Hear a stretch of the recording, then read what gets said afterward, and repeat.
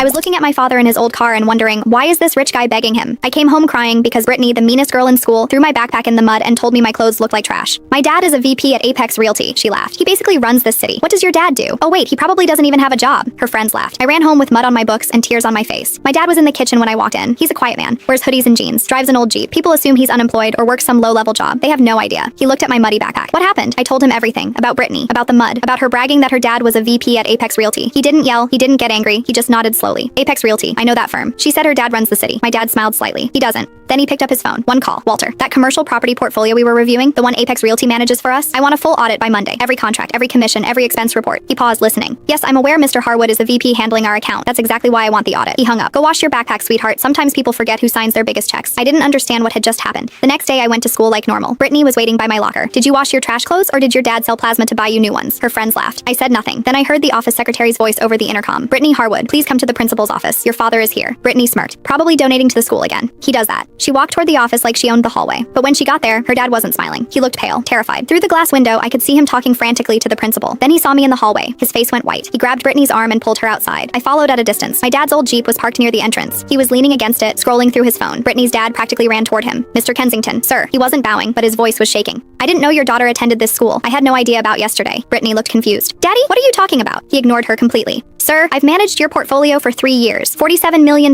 in properties. I've always delivered. Please, let me explain. My dad didn't look up from his phone. Your daughter has strong opinions about my daughter's clothes. Brittany's dad froze. She threw her backpack in the mud, called her trash, said you run this city. Sir, Brittany, is this true? Brittany's face was red. I didn't know who she was. My dad finally looked up. That's the problem, Mr. Harwood. Your daughter thinks cruelty is acceptable as long as the victim seems powerless. He put his phone in his pocket. I don't like doing business with people who raise children like that. Please, Mr. Kensington, my entire career. The audit starts Monday. Every property, every transaction, every expense you've charged to my accounts over 3 years. Brittany's dad looked like he might be sick. If everything is clean, you keep your job. If I find even one inflated invoice, one kickback, one corner you've cut on my properties, my dad let the silence hang. You'll be explaining it to my legal team and then to your board of directors. Sir, I swear, I'm not done. My dad took a step closer. You have until end of business today to transfer my entire portfolio to a different account manager. Someone who knows that respect isn't just for people you think are important. He looked at Brittany for the first time. Your father manages $47 million in real estate for me. That's his biggest account. It's 60% of his annual commission. Brittany's eyes went wide. I don't run this city, Brittany. I just own more of it than your father manages. He walked back to his Jeep. Oh, and Mr. Harwood, the audit isn't optional. Consider it due diligence. He drove away. Brittany's dad turned on her with fury in his eyes. Do you have any idea what you've done? I didn't know. You humiliated a client's daughter, my biggest client. How was I supposed to know her dad was rich? He drives a piece of junk. That piece of junk belongs to a man who could buy your school with pocket change. The principal was watching from the door. So were half the students. Brittany started crying. Her dad grabbed her arm. Get in the car. Now. They left. The whole school was buzzing. By lunch, everyone knew. The girl who bragged about running the city had just found out she didn't even run her own hallway. Brittany didn't transfer schools, but she never spoke to me again. She walked through the hallways like a ghost for the rest of the year. Her dad kept his job, barely.